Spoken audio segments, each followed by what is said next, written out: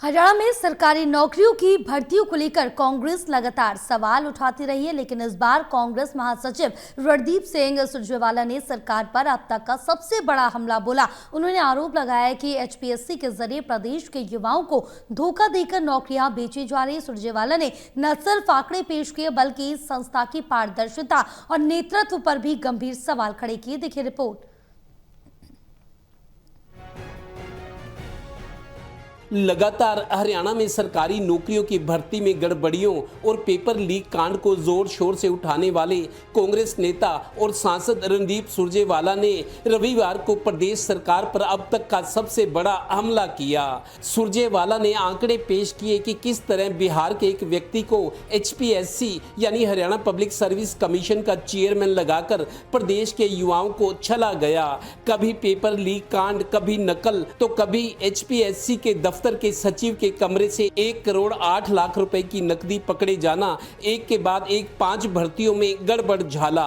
रविवार को एक प्रेस कॉन्फ्रेंस करके कांग्रेस महासचिव रणदीप सुरजेवाला ने बकायदा ये आंकड़े पेश किए। 2019 से कॉलेज काडर में असिस्टेंट प्रोफेसर की इंतजार कर रहे लाखों नौजवान आज उनका भविष्य पर एक बहुत बड़ा प्रश्न चिन्ह लग गया है। ये सारे तथ्य और कागजात हम आपके सामने आज उजागर करने वाले हैं। कांग्रेस नेता सुरजेवाला ने एचपीएससी को हेरा फेरी सर्विस कमीशन बताते हुए सवाल उठाया कि आज तक एचपीएससी के चेयरमैन या बाकी सदस्यों को शामिल तफ्तीश क्यों नहीं किया गया, इन्हें क्यों बख्शा जा रहा है। 23 अक्टूबर 2020 को भाजपा की सरकार ने बिहार से एक व्यक्ति का आयात किया और उन आलोक वर्मा को एचपीएससी का चेयरमैन लगा दिया। उसके एक साल के अंदर ही यानी 17 नवंबर 2021 को एचपीएससी में हरियाणा का सबसे बड़ा अटैची भ्रष्टाचार कांड हुआ, जब एचपीएससी के कार्यालय में उनके सचिव अनिल नागर के दफ्तर से 1 करोड़ 8 लाख की नकदी पकड़ी गई और कुल 3 करोड़ 60 लाख रुपया पकड़ा गया।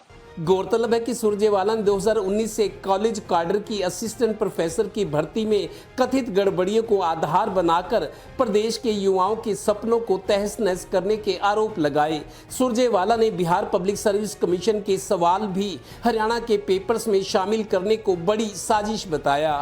जांच में यह भी सामने आया, और ये मैं नहीं कह रहा, कि इस सारी भर्ती में अकेले डेंटल सर्जन नहीं, उसके साथ साथ एचसीएस भर्ती में फर्जीवाड़ा हुआ, डेंटल सर्जन भर्ती में फर्जीवाड़ा हुआ, बीएलडीए भर्ती में फर्जीवाड़ा हुआ, नर्स भर्ती में फर्जीवाड़ा हुआ और एएनएम भर्ती में फर्जीवाड़ा हुआ।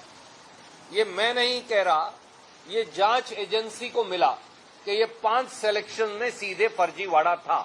गौरतलब है कि विपक्ष प्रदेश में बीजेपी के 11 साल के कार्यकाल में पर्चे लीक होने, नकल कांड और सरकारी भर्तियों में गड़बड़ियों के आरोप लगाता रहा है। सरकार बनने के शुरुआत में ही एचएसएससी की भर्ती में ऑडियो वायरल होने, एचपीएससी के तत्कालीन सचिव के दफ्तर से 1 करोड़ 8 लाख रुपए की नकदी बरामद होने, सचिव की गिरफ्तारी और बयानों का भी जिक्र किया गया।